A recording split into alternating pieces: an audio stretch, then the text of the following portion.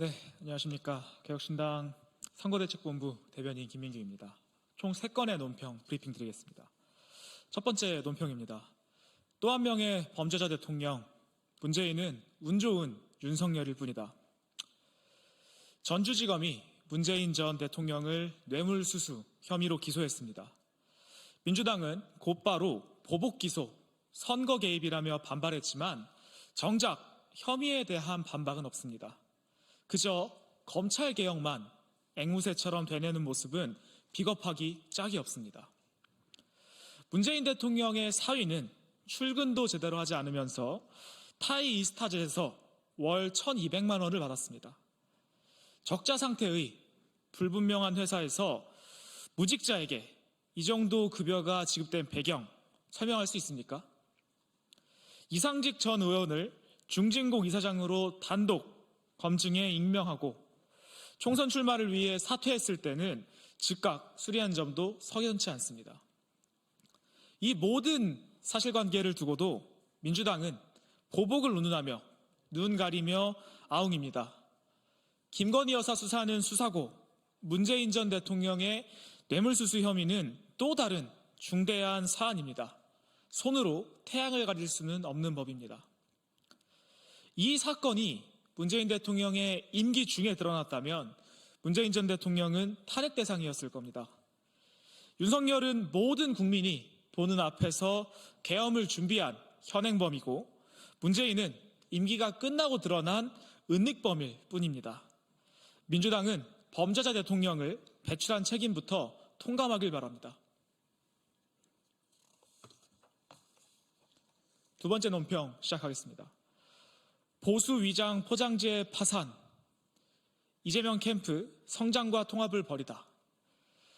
더불어민주당 이재명 후보의 싱크탱크 성장과 통합이 출범 일주일 만에 와해되었습니다. 당연한 수순입니다. 이는 정책 조언을 위한 조직이 아니라 중도 보수라는 포장지를 씌우기 위해 급조된 장치에 불과했기 때문입니다. 이재명 후보는 참칭 보수 들러리 역할만 조용히 수행해 주기를 바랐을 겁니다. 그러나 일부 연구자들이 실제로 보수 성향의 공약을 앞세우자 캠프 내부에 반발이 시작됐습니다. 장차관 같은 요직을 둘러싼 다툼에서 밀려날 것을 우려한 세력들이 조직 내 폴리페서들을 동원해 조직을 흔들기 시작한 것입니다. 지난 19일 윤우덕 정책본부장이 유종일 대표 등에게 너무 앞서가지 말라고 경고한 말에는 속내가 담겨 있습니다. 이재명 캠프는 온건 보수조차 수용할 뜻이 없으며 그들의 자리 싸움에 끼어드는 것조차 경계하고 있다는 의미입니다. 이재명 캠프는 경기 동부연합 등 강경 좌파 성향이 깊게 뿌리내린 곳입니다. 순진하게 진심을 다한 교수들은 이곳이 정책이 아니라 권력 다툼의 무대였다는 것을, 그런 사실을 뼈저리게 깨달았을 것입니다. 독선과 아집, 그런 권력 앞에 거만한 세력은 국민적 심판의 대상임을 잊지 말아야 할 것입니다.